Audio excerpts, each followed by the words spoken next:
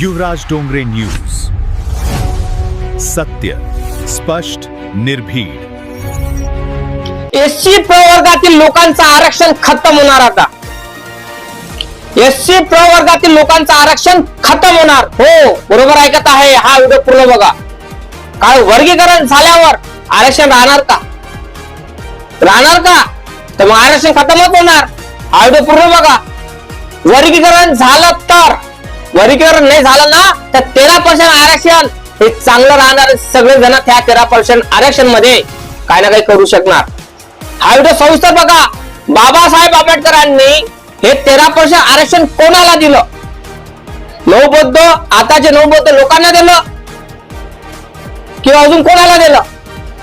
काय आहे नेमकं? जे 59 जाती आहे एसटी मध्ये, त्या जातीतील लोकांना कोणाला आरक्षण दिलं बाबासाहेब आंबेडकरांनी? कोणाला नाही. तुम्हाला माहित आहे बाबासाहेब आंबेडकरांनी जे आरक्षण दिलेलं आहे हे आरक्षण एकाला नाही, 59 मधल्या सगळ्या जातीला दिलेलं आहे. एससी प्रवर्गातील सगळे लोक जे येतात त्या वर्गातील लोकांना सगळ्यांना हे आरक्षण दिलेलं आहे. याच्यामध्ये ना उच्च ना नीच, सगळ्यांना बराबरीचा अधिकार बाबासाहेब आंबेडकरांनी आपल्या आरक्षणामध्ये दिलेला आहे. पण काही लोकांना असं वाटतं की वर्गीकरण झालं पाहिजे. आमचं आरक्षण घेऊन आजचे नवबौद्ध कलेक्टर झाले, आमचं आरक्षण नसतं घेतलं आम्ही कलेक्टर झालो असतो, अशी लोकांची कमेंट आहे. आमचं आरक्षण बौद्धांना खाल्लं, आमचं आरक्षण. तर असे लोक कमेंट करून राहिले. अशा लोकांना माझं एकच म्हणणं आहे, शिका, संघटित आणि संघर्ष करा हा बाबासाहेबांचा नारा होता, एक मंत्र होता. हा कोण अंमलात आणला? कोण ह्या नाऱ्याचा उपासना केली? कोण हा नारा अंमलात आणला? आणि आपल्या जो शिका, संघटित आणि संघर्ष करा नारा आहे, हा नाऱ्या संघ कोण चांगल्या पद्धतीने वागणूक केली आणि अंमलात आणला आणि स्वीकारला. ज्याने आणला तो मलाही सांगा. जो एससी मध्ये जे 59 वर्ग आहे, 59 मधला कोण तो अंमलात आणला? बाबासाहेब आंबेडकरांना कोण स्वीकारलं? जास्त करून बाबासाहेब आंबेडकरांचे विचार आचार कोण अंमलात आणले? आणि शिका, संघटित व्हा हा संघर्ष करा हा नारा कोण अंमलात आणला? नवबौद्धांनी. बरोबर नाही का? कारण आता जे नवबौद्ध आहे हे शिक्षण प्रणालीमध्ये, नोकरशाहीमध्ये जास्त करून तेच वळलेले आहे. का आहे? स्पर्धा परीक्षा असो, कुठलेही असो, ते तुम्हाला अव्वल दिसणार. का दिसणार?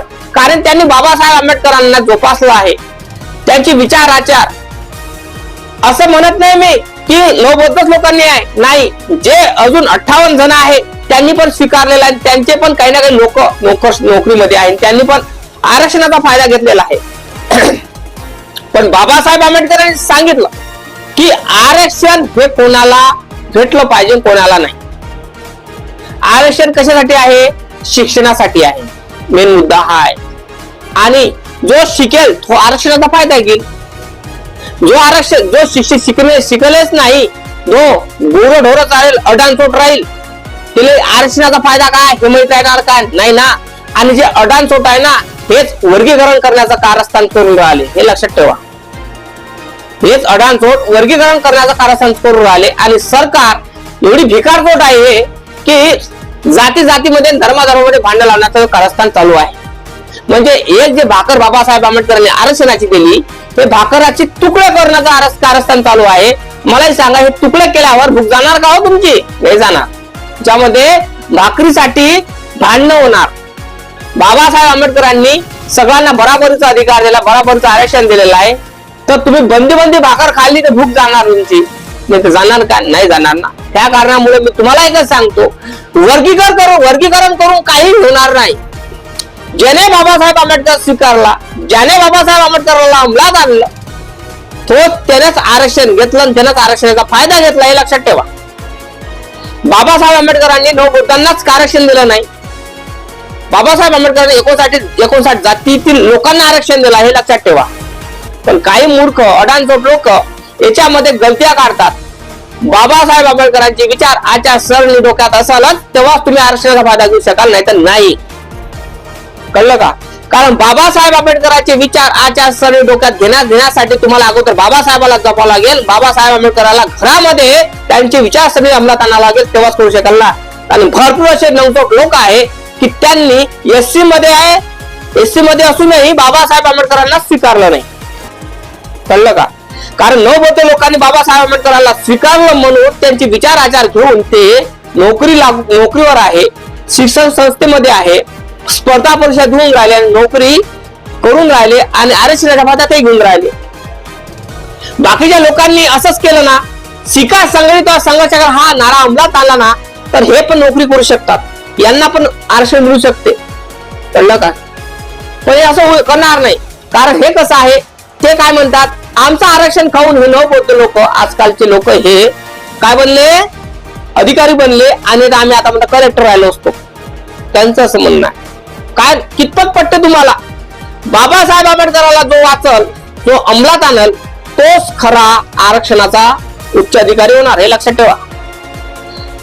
आरक्षण हे शिक्षणासाठी पाहिजे, मेन महत्व आहे. बाबासाहेब आंबेडकरांनी शिक्षणासाठी आणि राजनीतीमध्ये आरक्षण दिलेलं आहे बाबासाहेबांनी एससी वर्गासाठी. का दिलेलं आहे?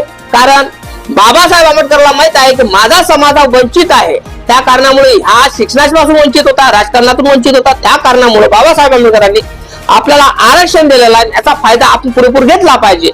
पण आपण फायदा तर घेत नाही, त्याला दोष देतो आणि म्हणतो वर्गीकरण झालं पाहिजे. वर्गीकरण करून काय होणार आहे? काही होत नाही, हे लक्षात ठेवा. याचा अशाला काय होणार, एससी प्रवर्गातील लोकांना आरक्षण हे खतम होऊन जाईल. एससी लोकांचं आरक्षण काय होणार, खतम होऊन जाणार. आणि मग काय करणार, गोट्या खेळणार काय? अरे जे आरक्षण दिलेलं आहे त्याला पर्सेंट महाराष्ट्रातल्या आपल्या एससी लोकांना हे आरक्षण जोपासा, संविधान वाचवण्यासाठी प्रयत्न करा. बाबासाहेबांचे पुतळे तोडतात त्यासाठी हल्ला करा. बाबासाहेब आंबेडकरांची विचारसरणीवर लोक चलत नाही. बाबासाहेब आंबेडकरांच्या विचारसरणीवर विटंबना करतात लोकांसंग. जे 59 लोक आहे ना, 59 लोक समोर निघतात, बाकीचे 58 लोक फक्त धुला घेऊन झोपून राहतात.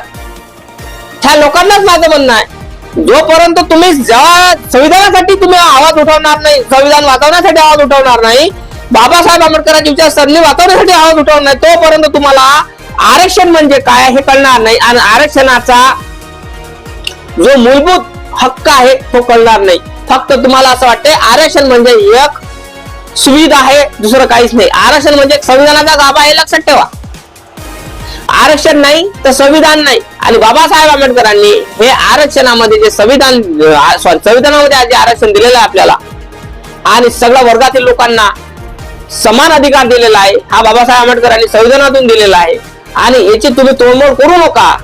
कारण काय होणार की सगळ्या जातीमध्ये धर्मामध्ये वादविवाद होणार. एसटी प्रवर्गातील लोकांना सांगून देतो मी, भांडणं होणार, झगडे होणार, कुत्र्यासारखे लोणचे ओढण्यासारखं कारस्थान होणार आहे, हे लक्षात ठेवा. आणि राजकारणातील लोक हे झगडे लावत आहे, हे लक्षात ठेवा.